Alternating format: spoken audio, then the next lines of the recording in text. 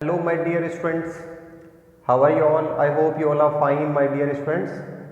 Today we are going to start lesson number 4 of ninth class, A Truly Beautiful Mind. My dear student, this is lesson number 4 of ninth class about Albert Einstein. Means it is very impressive chapter and it is very motivative chapter for us. चलिए start करते हैं। Albert Einstein का जन्म जो है वो लगभग आप देख पा रहे होंगे 14 मार्च 1879 को जर्मन सिटी के उल्म में हुआ था और बिना किसी इंडिकेशन की कि ऐसा कोई इंडिकेशन नहीं था और ना ही ऐसा कुछ दर्शाया था कि वो महानता के लिए उनका जन्म हुआ है, बल्कि इसके विपरीत की उनकी मदर ऐसा सोचती थी कि उनका जो लड़का है वो एबनॉर्मल है, यानी बहुत अजीब तरह का बिहेव करता है, क्योंकि उनका जो सिर है अल्बर्ट आइंस्टीन का वो बहुत बड़ा था। देखिए, एट द एज ऑफ 2.5 2 से 2.5 साल की उम्र में आइंस्टीन जो थे ना वो लगभग ढंग से बोल भी नहीं पाते थे, और जब उन्होंने बोलना सीखा ढंग से तो वो धीरे धीरे बोलते थे और हर एक चीज़ को 2 बार बोलते थे। बच्चों, आइंस्टीन खुद नहीं जानते थे और बच्चों के साथ कि किस तरह से बिहेव करना है, और उनके साथी जो थे उसे ब्रदर बोरिंग के नाम से बुलाते थे। किस नाम से बुलाते थे? Brother boring. इसलिए यंगस्टर्स जो भी उसके साथ खेलते थे वो उसे क्या कहते थे, उसके साथ बहुत ज़्यादा टाइम स्पेंड करना पसंद नहीं करते थे, और ज़्यादातर जो स्पेशली अल्बर्ट आइंस्टीन थे वो मैकेनिकल टॉयज़ को बहुत पसंद करते थे। वो अपनी नई न्यू जन्मी यानी जो अभी छोटी बहन उनकी माजा थी उनको देख करके वो कहते थे fine but where are her wheels. Toys को देख करके कहते थे टॉय तो अच्छा है लेकिन इसके व्हील्स कहाँ पर है। इसके ऊपर एक पैराग्राफ है, देखिए ध्यान से। Otto Neugebauer the historian of ancient mathematics told a story about the boy Einstein. Einstein के बारे में एक स्टोरी बताते हैं और उनकी करेक्टरिस्टिक बताते हैं कि एक लीजेंड जो होता है ना वो फेयरली ऑथेंटिक होता है। As he was a late talker, कि वो बहुत धीरे और लास्ट में बोलना सीखे थे, यानी काफ़ी उम्र के बाद में। उनके पेरेंट्स वरीड थे। At last at the supper table one night, एक शाम की बात है, ही ब्रोक ही साइलेंस। उन्होंने कहा the soup is too hot, बहुत गर्म है सूप, और greatly relieved his parents asked why he had never said a word before. उनके पेरेंट्स बहुत टेंशन में थे कि अल्बर्ट आइंस्टीन पहले क्यों नहीं बोले। अल्बर्ट ने रिप्लाई किया because of now everything was in order, कि तब तक सब कुछ ऑर्डर में था और मुझे बोलने की आवश्यकता नहीं पड़ी, अब सब कुछ ऑर्डर में नहीं है तो मुझे बोलना पड़ता है। नेक्स्ट पे देखिए, हेडमास्टर जो है उनके अल्बर्ट आइंस्टीन के, उन्होंने कह दिया था कि आइंस्टीन जो है कोई भी प्रोफेशन चूज़ करें, इससे कोई मैटर नहीं करता, क्योंकि वो कोई भी प्रोफेशन चूज़ करेंगे उसमें उनको सक्सेस नहीं मिलेगी। फिर आइंस्टीन ने वायलिन बजाना सीखना शुरू किया 6 साल की उम्र में, क्योंकि उनकी मदर चाहती थी कि अगर बाद में वो कुछ नहीं कर पाए तो एक अच्छे वायलिनिस्ट तो बन जाए, क्योंकि ये स्किल उनके पूरे लाइफ जो है ना वो काम आने वाली है।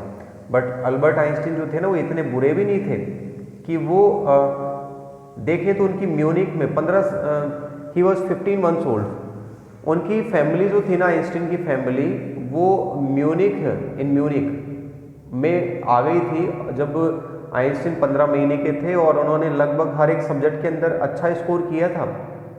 लेकिन स्कूल के उस सिस्टम को वो बहुत ज़्यादा हेट करते थे, इसलिए टीचर्स के साथ उनका बहुत ज़्यादा क्लैश होता था। और 15 साल की उम्र में उन्होंने आइंस्टीन ने फील कर लिया कि उन्हें एक अच्छी स्कूल के लिए कहीं जाना होगा, ये स्कूल उन्हें पसंद नहीं आई थी। पिछले साल अल्बर्ट के जो पेरेंट्स थे वो मिलान चले गए थे और उन्हें अपने रिलेटिव्स के साथ छोड़कर चले गए थे। काफ़ी डिस्कशन के बाद में आइंस्टीन ने अपनी एजुकेशन जो है जर्मन स्पीकिंग स्विट्ज़रलैंड के अंदर सिटी के अंदर लेना उचित समझा। म्यूनिक के अंदर वो लेना चाहते थे। Einstein was highly gifted in mathematics. Einstein जो थे वो मैथमेटिक्स के अंदर हाईली गिफ्टेड थे और फिजिक्स के अंदर उनका बहुत इंटरेस्ट था। स्कूल फिनिश करने के बाद उन्होंने स्टडी करने का निर्णय लिया, कहाँ पर? यूनिवर्सिटी ऑफ ज्यूरिख में। लेकिन science was not the only thing, केवल साइंस ही एक ऐसी चीज़ नहीं थी, और यही जो सबसे ज़्यादा थी वो उनको पसंद आती थी। एक ऐसा मैन जिसकी मूछें बहुत बड़ी बड़ी थी, और साइंस ही थी जो सबसे ज़्यादा उनको पसंद आती थी। ये पिक्चर है कि उनकी 21 की एज में वो कैसे दिखते थे, और अब जैसा कि हम आइंस्टीन को जानते हैं 1951 की पिक्चर है। उनको सबसे ज़्यादा एक स्टूडेंट थी, उनके अंदर भी बहुत ज़्यादा इंटरेस्ट था उनका एक साथी स्टूडेंट, उनका नाम था मिलेवा मैरिक, और जिनके अंदर उनको बहुत ही क्लेवर एक स्टूडेंट उनको दिखाई दिया। दिस यंग सर्बियन कंट्री की थी ये, ठीक है, और स्विट्ज़रलैंड के अंदर वो आई थी यूनिवर्सिटी ऑफ ज्यूरिख के अंदर स्टडी करने, क्योंकि यूरोप की एक ऐसी यूनिवर्सिटी थी जिसके अंदर यूरोप की कुछ लेडीज़ जो थी ना वो डिग्री ले सकती थी। आइंस्टीन जो थे वो अपने आइंस्टीन ने देखा कि ये जो उनकी साथी थी ये फिलिस्टाइन्स थी, कि मतलब ये ज़्यादातर लिटरेचर और आर्ट को पसंद नहीं करती थी। एक ऐसी यूनिवर्सिटी यहाँ पर ज़्यादातर उसने सोचा था कि ये जो उनकी साथी थी वो बहुत अलग पढ़ना पसंद करती थी। ये मिलेवा के साथ में लव करने लगे, यानी ये कपल एक दूसरे को लव करने लगा। लेटर्स एक दूसरे के बीच में एक्सचेंज हुए और अफेक्शन वाले शब्द, और ये शब्द जो होते थे वो साइंस वाले शब्द होते थे। कौन से शब्द होते थे? साइंस वाले, टेंडरनेस वाले होते थे। आइंस्टीन लिखते हैं, how happy and proud I shall be, we both have brought our work relativity to a victorious conclusion.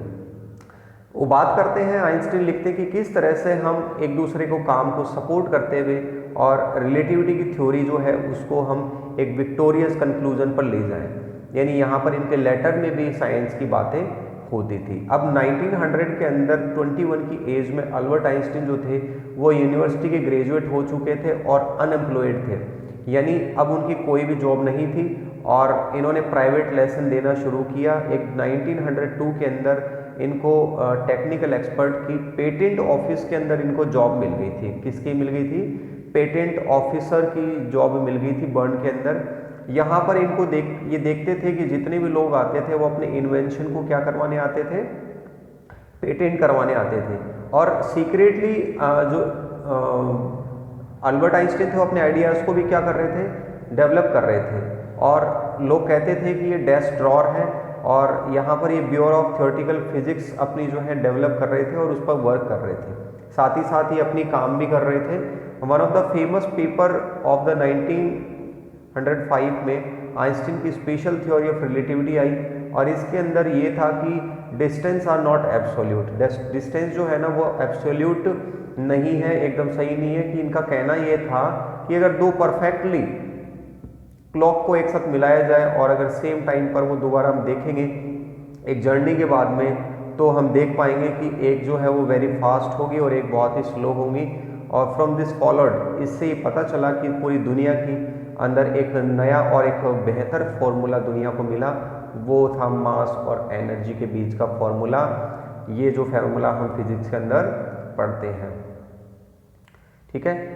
इनका जोकिंगली ये समझाते हैं कि अगर ये फॉर्मूला आपको नहीं समझ में आया है तो समझिए कि when you sit with nice girl for 2 hour, कि आप एक लड़की के साथ, अच्छी लड़की के साथ 2 घंटे बैठते हैं तो ये 2 मिनट जैसा लगता है, लेकिन अगर आप एक गर्म तवे पर अगर बैठते हैं 2 मिनट तो आपको वो 2 घंटे से ज़्यादा लगेंगे। यही रिलेटिविटी की थ्योरी है। अल्बर्ट आइंस्टीन इसको मजाक में समझाते हैं। आइंस्टीन जो थे वो मोस्ट डिफ़िकल्ट प्रॉब्लम्स को जब सुलझा रहे थे फिजिक्स के अंदर, उनकी प्राइवेट लाइफ जो थी ना वो बिल्कुल सही नहीं चल रही थी, उनके अंदर डिस्टर्बेंस स्टार्ट हो चुका था। अल्बर्ट जो थे ना had wanted to marry Mileva right after finishing his studies. Albert चाहते थे कि अपनी स्टडीज़ को पूरा करने के बाद में वो मिलेवा से शादी करें, लेकिन मदर जो थी ना वो अगेंस्ट थी। वो उनकी मदर जो थी ना अल्बर्ट आइंस्टीन की, वो जानती थी, वो चाहती थी कि who was 3 years older than her son, कि मिलेवा जो थी ना 3 साल बड़ी थी। क्या थी? 3 साल बड़ी थी। किससे बड़ी थी? अल्बर्ट आइंस्टीन से। और उनका बेटा जो था ना उनसे छोटा था। तो she was also bothered by Mileva's intelligence. वो मिलेवा की इंटेलिजेंस से भी बहुत ज़्यादा परेशान थी। She is a book like you. वो बोलती है कि वो बुक है बिल्कुल। उसकी मदर कहती है कि वो बुक की तरह है बिल्कुल। Einstein put the wedding of, और आइंस्टीन जो थे उन्होंने कुछ समय के लिए मैरिज को टाल दिया था। लेकिन अब देखिए इसके बाद में हम पार्ट 2 में पढ़ते हैं बच्चों। ये 11 से हम स्टार्ट करते हैं पार्ट 2 के।